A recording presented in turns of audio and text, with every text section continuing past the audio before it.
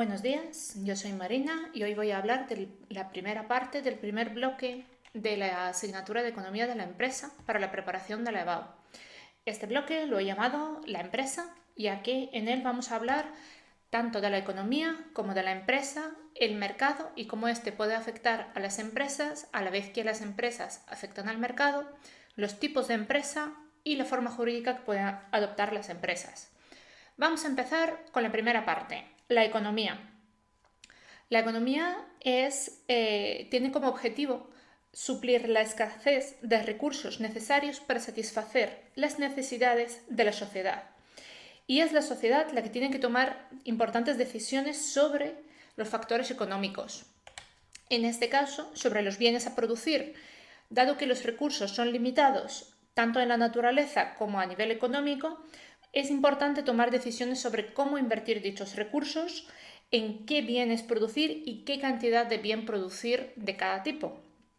También afecta al proceso de producción, ya que si existen varios procesos de producción para un mismo producto, habrá que tomar decisiones sobre cuál es la mejor manera de producir ese producto desde el punto de vista económico y desde el punto de vista social. Y finalmente, la dirección de los productos, es decir, a dónde irán dirigidos esos productos una vez producidos, ya que en este caso habría que distribuir los beneficios obtenidos por dichos productos entre las personas o las entidades que han invertido trabajo o capital en la producción de los productos, ¿vale? Hablaremos de los factores de producción. El trabajo. Consideramos el trabajo como la aportación física e intelectual del ser humano en el proceso productivo.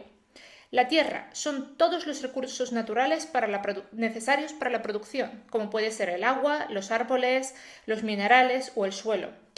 Y el capital son los bienes de producción o capital necesarios para la producción. No solo cogemos lo que viene siendo el dinero, sino también maquinaria, herramientas o elementos de transporte. Por otro lado están los agentes económicos. De los agentes económicos, el más pequeño son las familias, que tienen una doble función, ya que se consideran las unidades básicas de consumo y también son las unidades que dan trabajo a las empresas.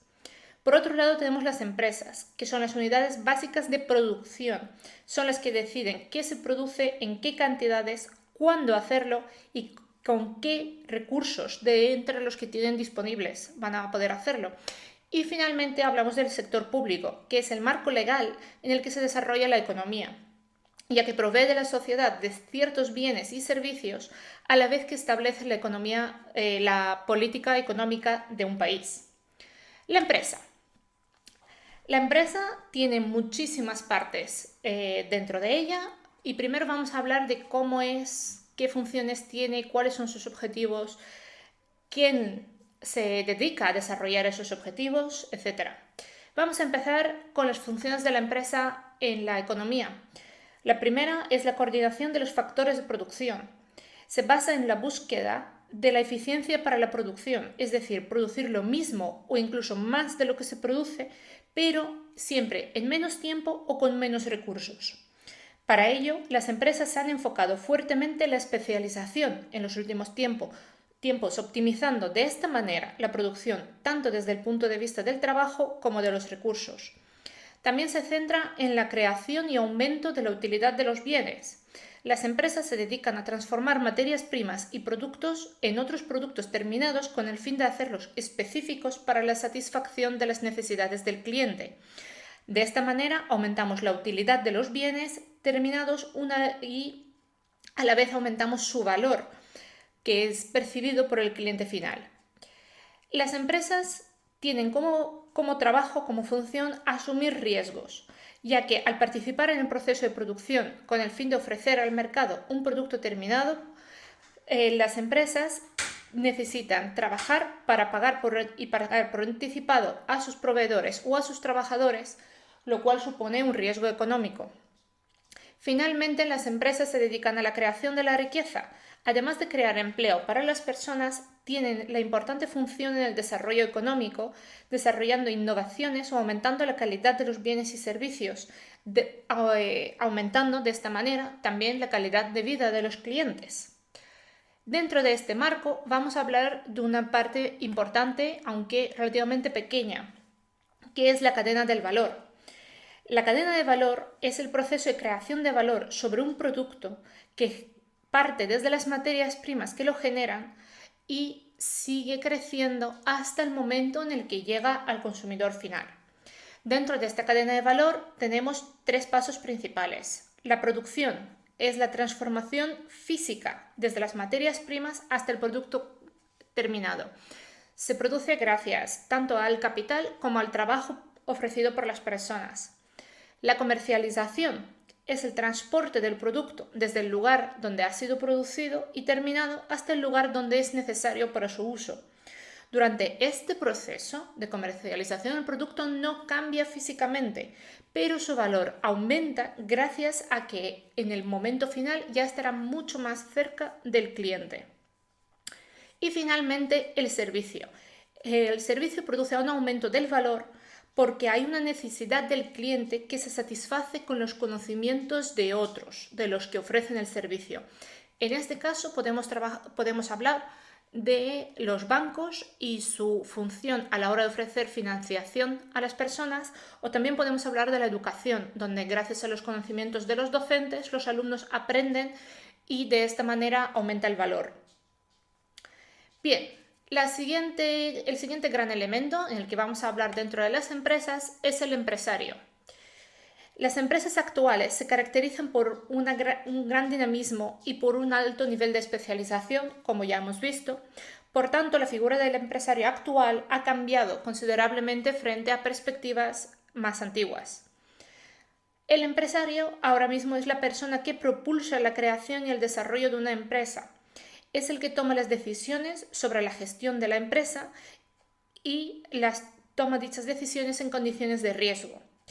También de un empresario actual se espera que tenga dotes de liderazgo y de recursos humanos. En muchos casos, el propio empresario también aporta capital propio y lo arriesga en caso de que la empresa no obtenga buenos resultados. Sin embargo, debemos distinguir entre empresario y propietario, ya que el propietario es el que pone el capital para el desarrollo de la empresa. Actualmente, sobre todo en grandes empresas, la propiedad de las mismas está repartida entre muchas personas y en muchos casos los propietarios no invierten trabajo en la empresa, solo invierten capital.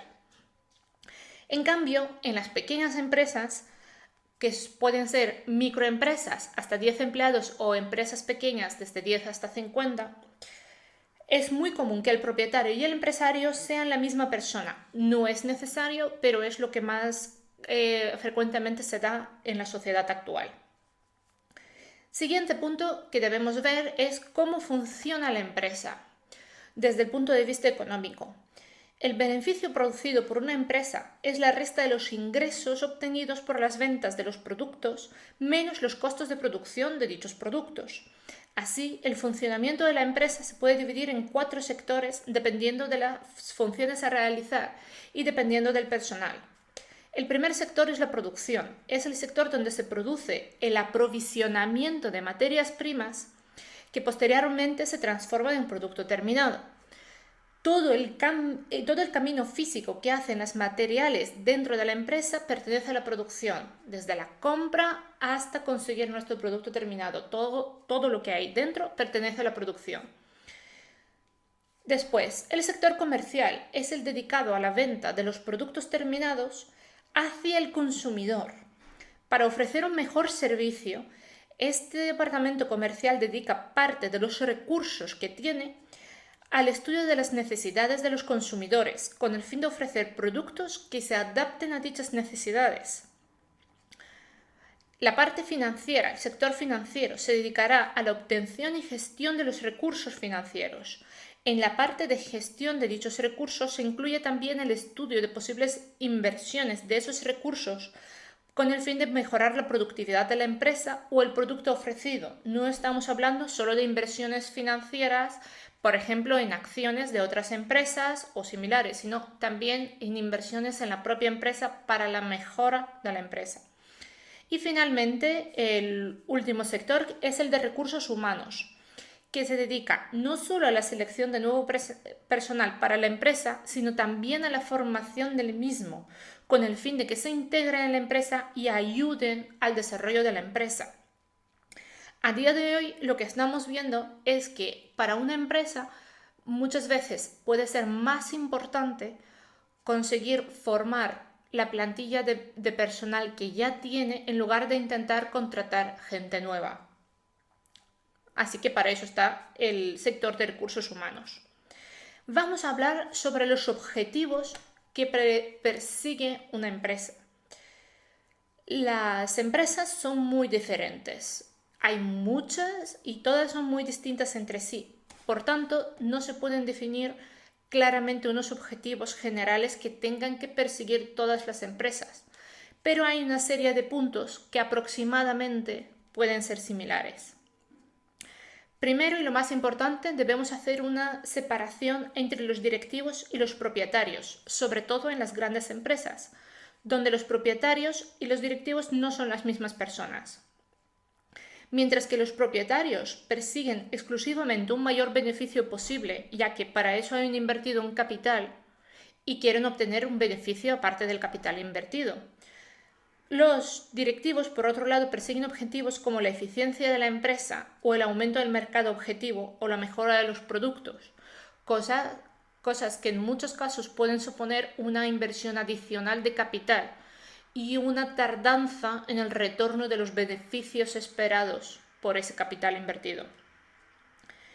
También debemos separar los objetivos que pueden perseguir las empresas en función de su tamaño, ya que no es lo mismo una empresa unipersonal o una microempresa que una empresa multinacional, que obviamente es una empresa grande, por encima de 250 empleados, y se movería en unos mercados diferentes.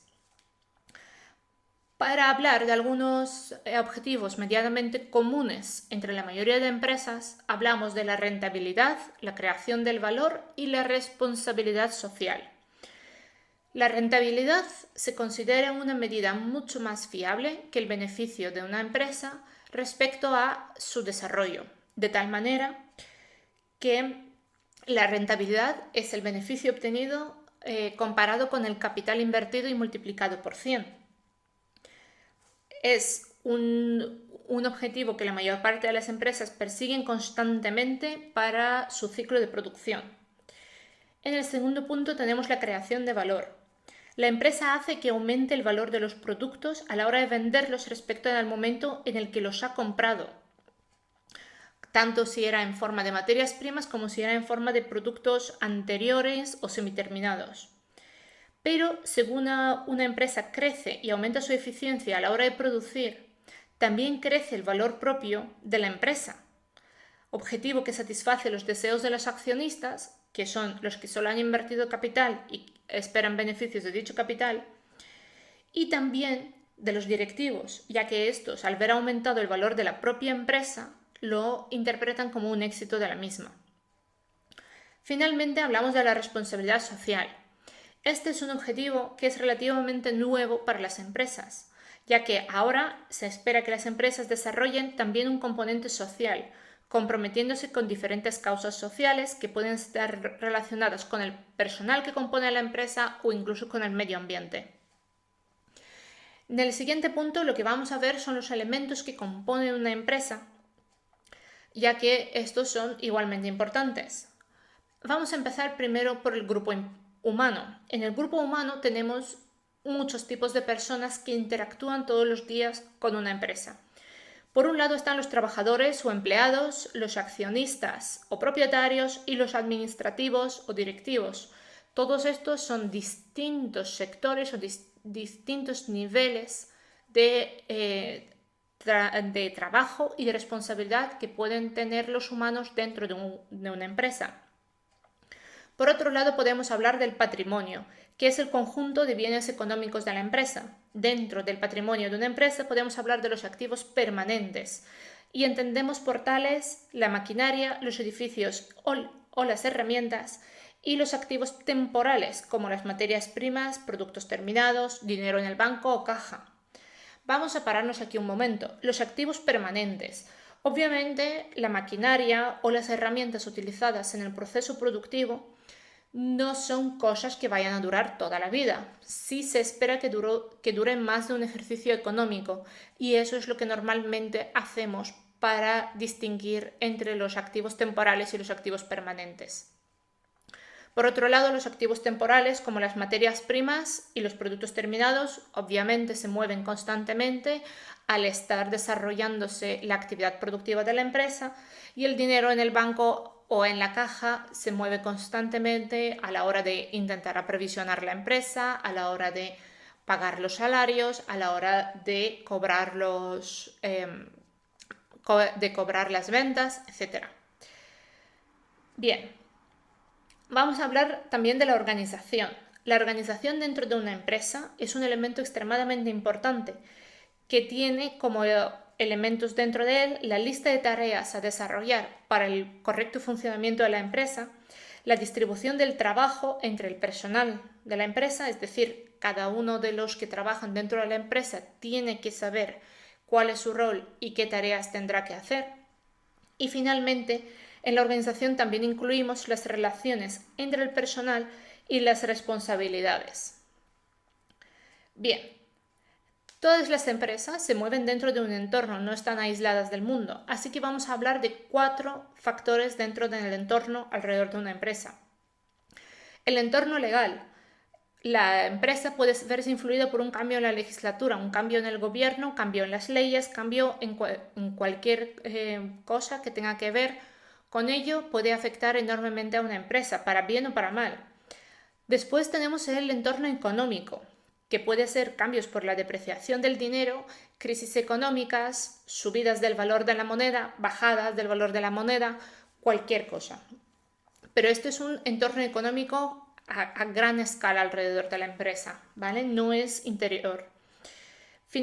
Hablamos también del entorno social, que pueden ser los hábitos de consumo de nuestros clientes o las evidencias científicas a favor o en contra de determinados productos. También podemos hablar de la influencia de las modas. Todo eso hace que nuestra empresa tenga que reenfocarse si estos factores cambian. Finalmente hablamos del cultural y tecnológico, principalmente como la influencia de las nuevas tecnologías en el proceso de producción. Desde el punto de vista cultural, dependiendo de a qué se dedique nuestra empresa, también puede verse influida por el entorno cultural que haya. Hablamos de todo tipo de cultura, desde la forma de trabajar de los empleados hasta las últimas canciones que han salido. Todo eso afecta a la manera de consumir de nuestros clientes y por tanto puede afectar a la producción de nuestra empresa.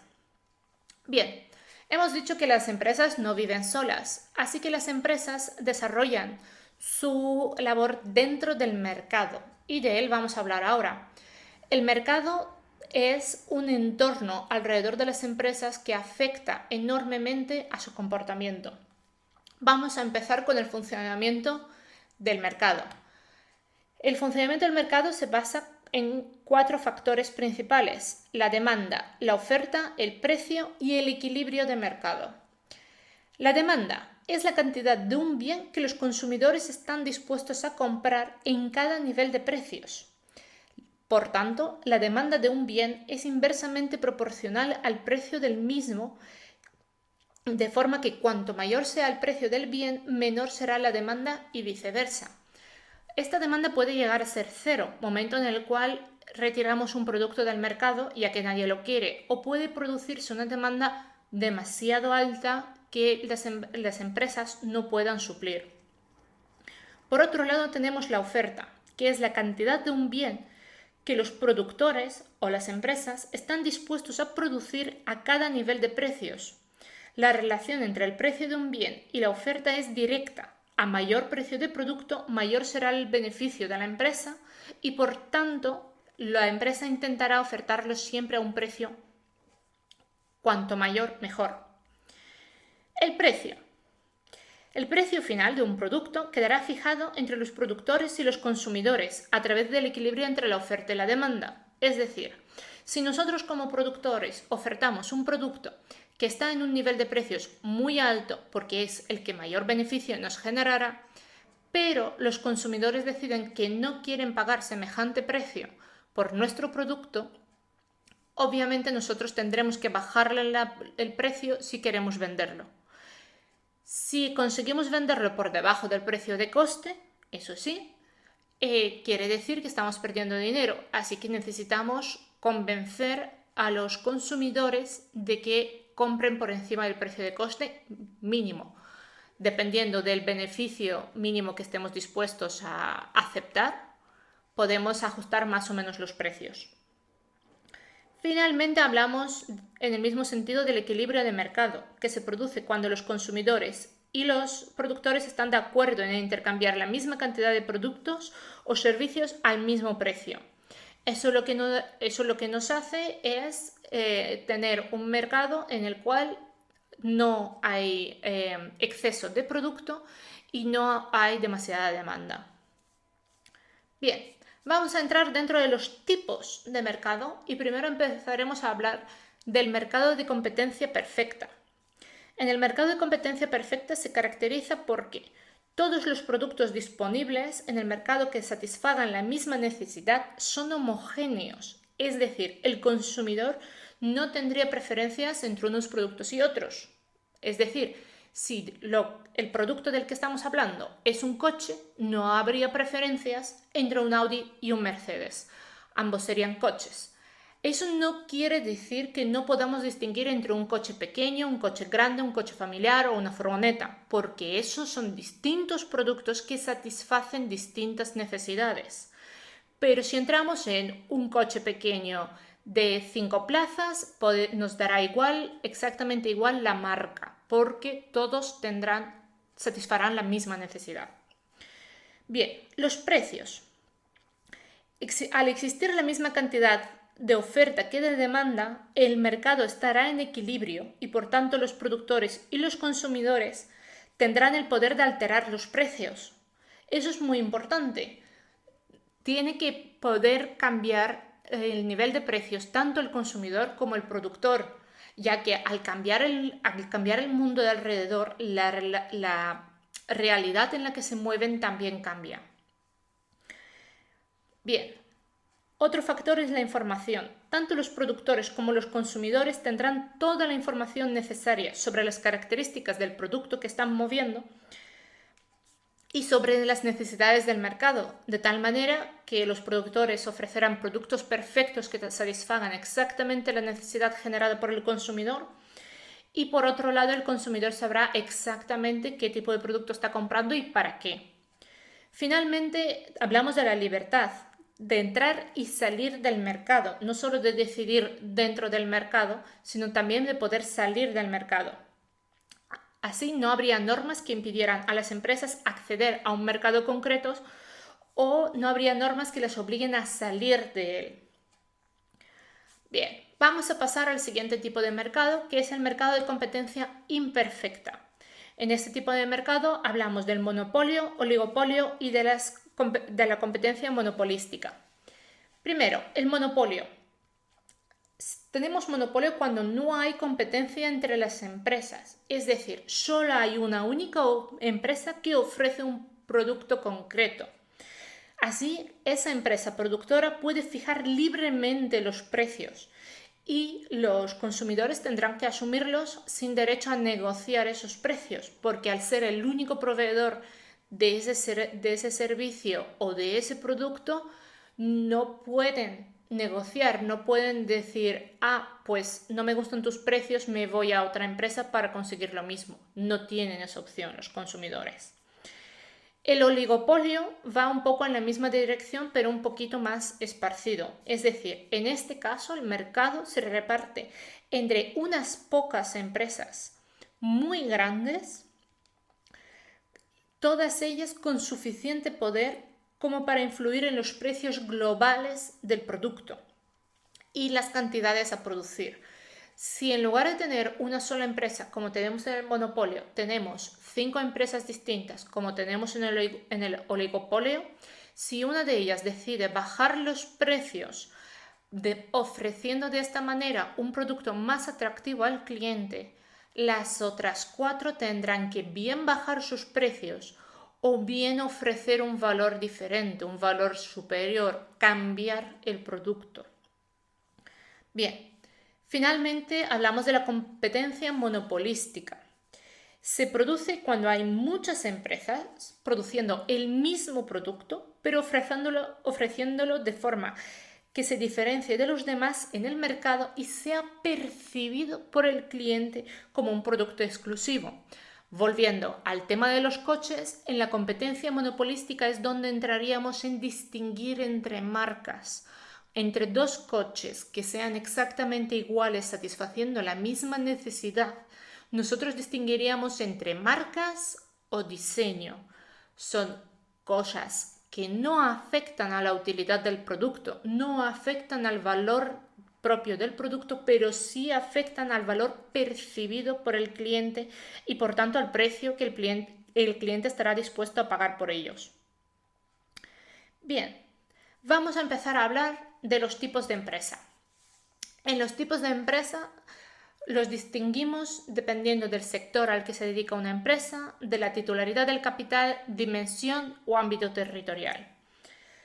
Vamos a empezar con el sector. Estos son los sectores de producción, primario, secundario y terciario, que son los 3 principales. En primario son los que crean utilidad al obtener recursos de la naturaleza. Desde los recursos de la naturaleza obtienen un producto. En el primario vamos a meter la agricultura, pesca y minería. El producto del sector primario entra como materia prima para el sector secundario. Del sector primario, con la agricultura, por ejemplo, obtenemos el trigo, pero obtenemos granos de trigo. Esto ya ha pasado por un proceso de producción en el sector primario y con esos granos de trigo, con ese trigo, entra en el sector secundario para hacer un producto terminado como puede ser el pan. En el sector secundario, lo que se produce es una transformación física de los bienes para convertirlos en otros más útiles para su uso. Normalmente en el sector secundario siempre pensamos en la industria o en la construcción, que son claramente sectores en los cuales entran piezas o entran material sin trabajar y acaba transformado en productos finales, como coches. Y el último es el sector terciario, que es el sector de servicios. Ese sector terciario, sector de servicios, ya lo tenemos que distinguir entre 2 tipos de servicios distintos, ya que por un lado tenemos los servicios comerciales, que lo que hacen es aumentar el valor de los bienes porque estos se ofrecen en un lugar y en un momento en el que más los necesitan los consumidores. Un servicio comercial va a coger los coches producidos del sector secundario y va a ir a venderlos en cada ciudad. Eso ya hace que aumente el valor, el hecho de que no tengamos que ir hasta la fábrica a conseguir nuestro coche, sino que nos lo traigan cómodamente al concesionario de la esquina. Pero eso ya no son los únicos servicios que se ofrecen. También ofrecemos otros servicios que satisfacen otras necesidades.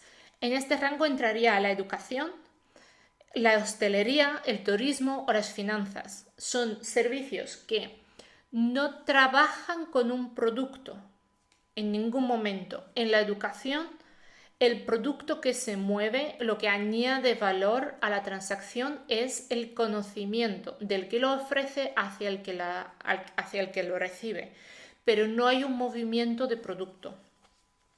Bien.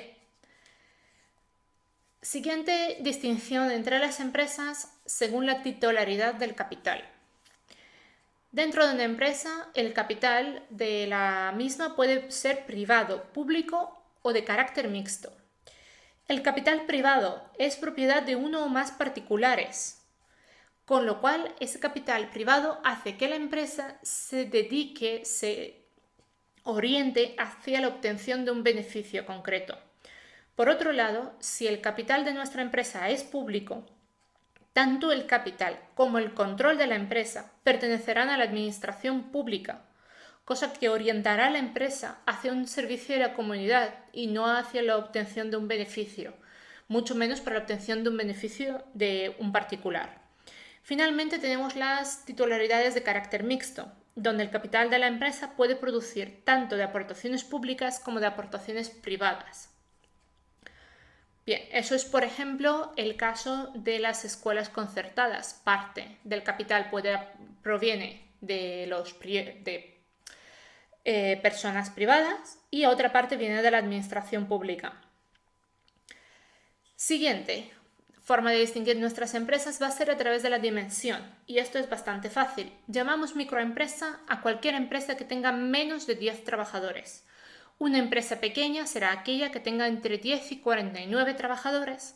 Las medianas tendrán entre 50 y 249 trabajadores y una gran empresa será una con más de 250 trabajadores. Bien, la siguiente distinción es el ámbito territorial.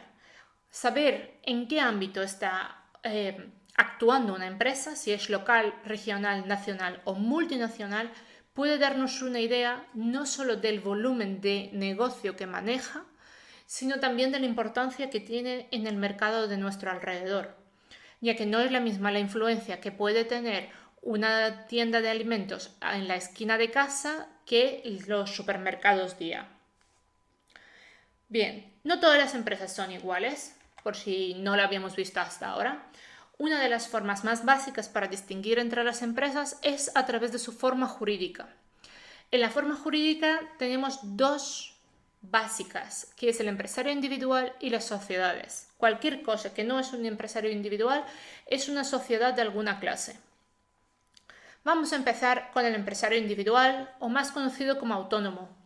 Los autónomos, para poder llegar a ser un autónomo, uno necesita ser mayor de edad y en plena capacidad de uso de sus bienes, tanto capitales, tanto en dinero, como de sus bienes inmuebles o cualquier otro tipo de bien que tenga.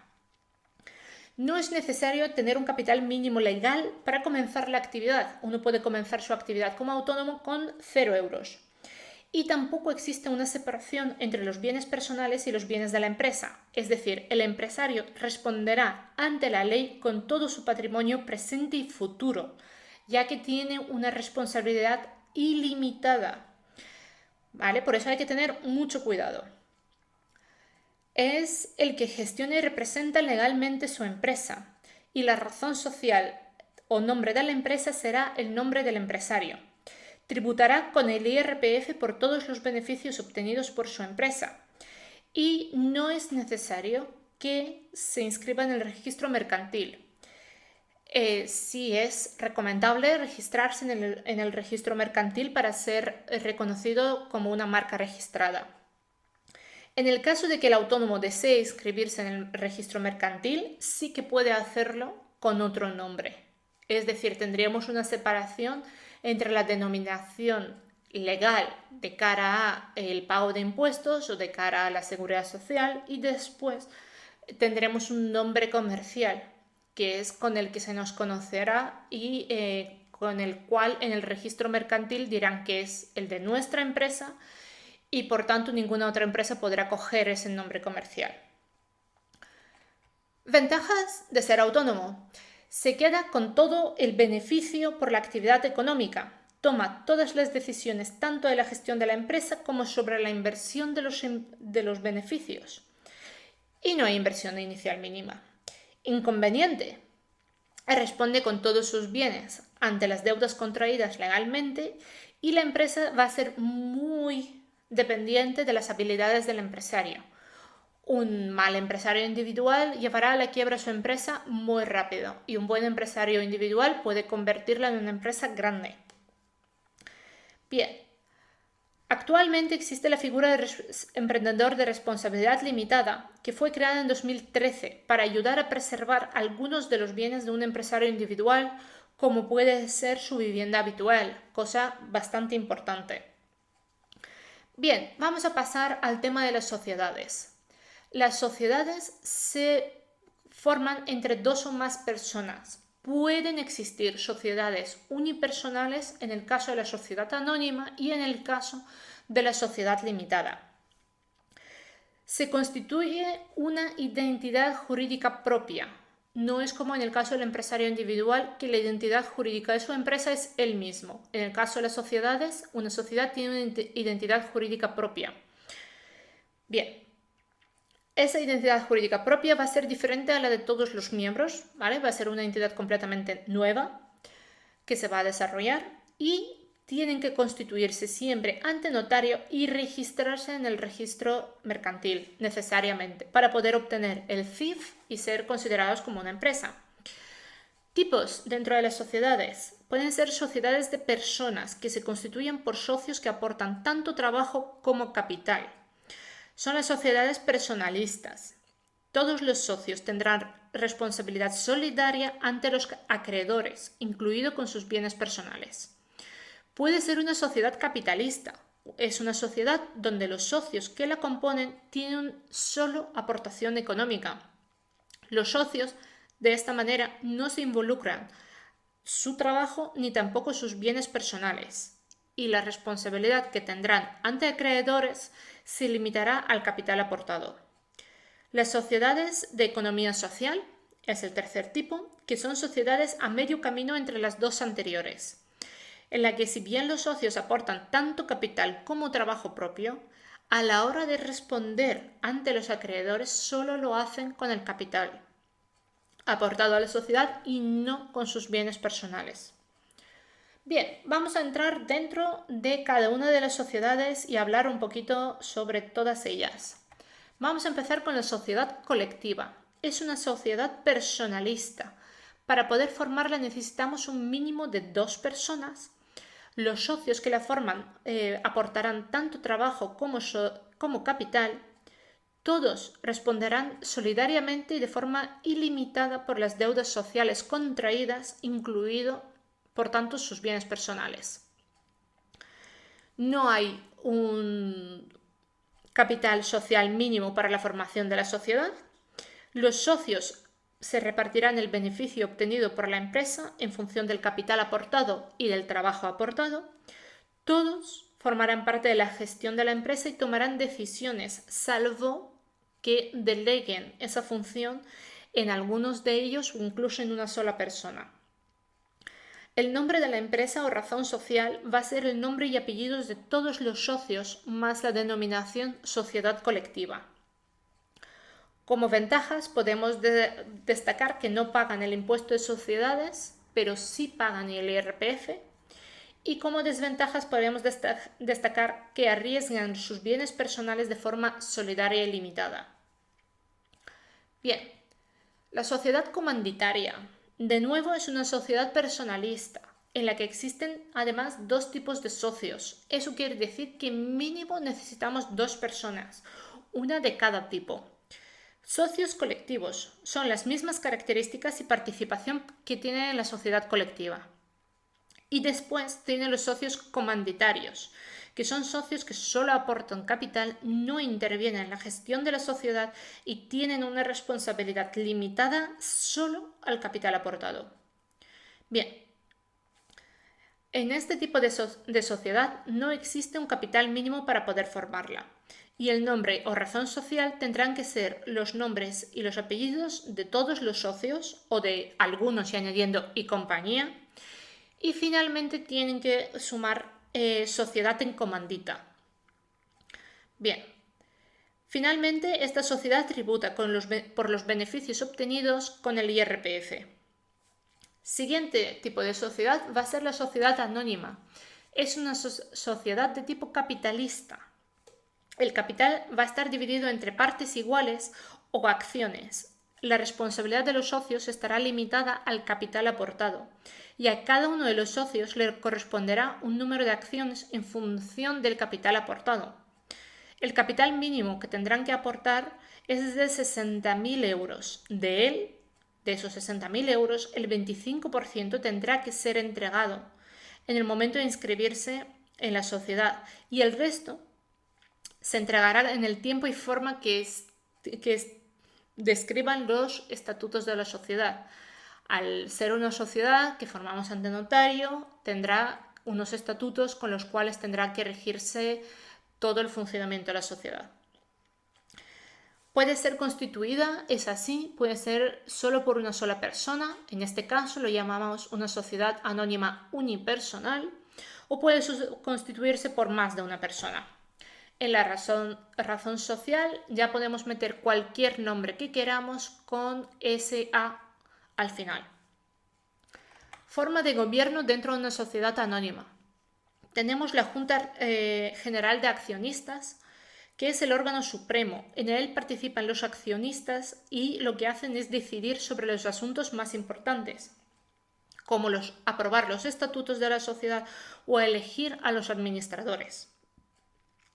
Los administradores serán el órgano de gestión y representación legal de la sociedad, que serán elegidos por la Junta de Accionistas y puede ser una sola persona. Pueden ser más, pero puede ser una sola. Ventajas de nuestra sociedad anónima. Tiene una gran facilidad para vender las acciones tanto en bolsa como a nivel personal. Así se permite al titular de dichas acciones recuperar su inversión aportada. Es el único tipo de empresa que puede cotizar libremente en bolsa, haciendo de esta manera que se pueda disponer rápidamente de capital para hacer sus propias inversiones financieras. Favorece la separación entre la propiedad y la gestión dentro de la empresa. Así se puede conseguir que se contraten profesionales para la dirección y gestión de la empresa, mientras que la continuidad de la misma no dependa de los socios fundadores ni de su habilidad para dirigir. Inconvenientes. Precisamente esa separación entre la propiedad y la gestión de la empresa hace que se generen dos colectivos, el de los directivos y el de los propietarios, que tendrán unos objetivos a la larga muy diferentes para la empresa. Vamos a pasar a la siguiente sociedad, que es la sociedad limitada. También es una sociedad capitalista.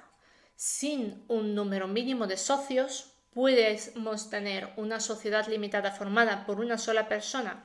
En este caso la llamaremos sociedad limitada unipersonal. En ella el capital estará dividido en partes iguales o participaciones, en los que los socios tendrán limitada la responsabilidad legal solo al capital aportado a la sociedad. No tiene un número mínimo de socios. El capital social mínimo para la formación de este tipo de sociedades es de 3.000 euros, que tendrán que estar desembolsados enteros en el momento de constitución de la sociedad.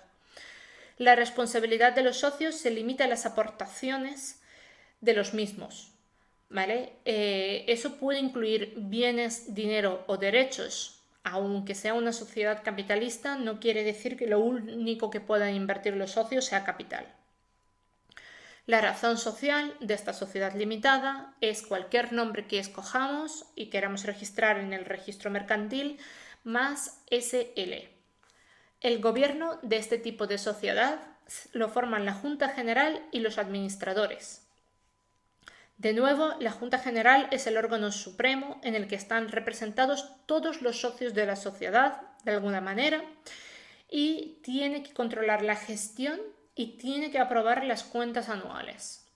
Por otro lado, los administradores pueden ser socios o no, cosa que también nos permite tener unos directivos para la gestión de la empresa que sean personal externo. Los administradores se encargarán de la gestión de la empresa y de ejecutar todas las decisiones tomadas por la Junta General. Y los administradores serán los que ejerzan la representación legal de la sociedad. Ventajas. Es una forma empresarial muy común entre las empresas pequeñas y medianas, porque es una empresa en la que los socios solo responden con lo aportado y no pueden perder los bienes personales. Inconvenientes. Al ser una sociedad en la que el capital aportado se distingue en participaciones, la transmisión de esas participaciones solo se puede hacer libremente a familiares directos de primer grado o a otros socios, y siempre con el consentimiento de la Junta General. Si ese consentimiento no se produce, los demás socios tendrán que comprar la parte del socio que se va, y todo eso supone una limitación para la ampliación del capital social, cosa que afectaría directamente al crecimiento de la empresa. Bien, vamos a ver las sociedades laborales, que pueden ser limitadas o anónimas. Para que una sociedad sea una sociedad laboral, al menos el 51% del capital invertido tendrá que pertenecer a los socios, que serán trabajadores a jornada completa en la sociedad por tiempo indefinido.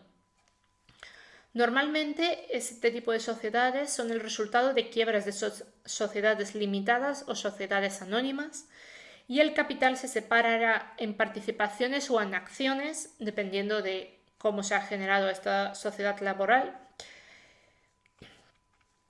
que podrán ser que podrán pertenecer a socios trabajadores o podrán ser de tipo general, que para que pertenezcan a socios no trabajadores, que podría haber socios no trabajadores, podría no haberlos, también es muy flexible en este sentido. Ningún socio, eso sí, podrá poseer una participación superior a 1/3 del capital de la sociedad, aproximadamente el 30 a 33%, salvo que estemos hablando de que uno de los socios sea una entidad pública o organización sin ánimo de lucro. En este caso, dicho organismo podrá tener hasta un 50% de la participación. El número de horas anuales que se trabajen por personas que no sean socios no podrá exceder el 15% del número total de horas trabajadas en la sociedad al año. El 10% de los beneficios que obtenga esta empresa tendrá que destinarse obligatoriamente a la formación de un fondo de reserva que se destinará solo y exclusivamente a compensar las posibles pérdidas de la empresa. Todo esto hace que la empresa tenga siempre un fondo que pueda aguantar ante momentos de crisis sin que se afecte enormemente a los socios que participan en ella. Bien, finalmente vamos a hablar del último tipo de sociedades, que son la sociedad cooperativa.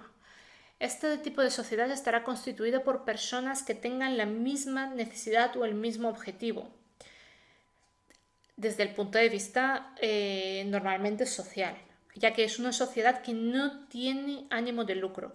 Los beneficios que pueda obtener este tipo de sociedad tendrán que ser reinvertidos en la actividad de la empresa, de la manera que sea. Los socios aportarán capital y trabajo, pero su responsabilidad quedará limitada solo al capital aportado. Se regirá por el principio democrático, un socio, un voto, es decir, todas las decisiones las podrá tomar a través de una asamblea con todos los socios inscritos en la sociedad. El capital mínimo para aportar por parte de los socios a la hora de formar la sociedad cooperativa estará fijado directamente en los estatutos. No hay un capital mínimo legal. Y el nombre de la empresa quedará como razón social, el que escojamos, el que más nos guste mientras no esté registrado en el registro mercantil, más sociedad cooperativa. Y bien, hasta aquí el tema por hoy. El próximo tema es el tema 1.2 sobre el entorno de la empresa, con el cual terminaríamos el bloque 1 del temario para la EBAU. Muchas gracias por escucharme y hasta luego.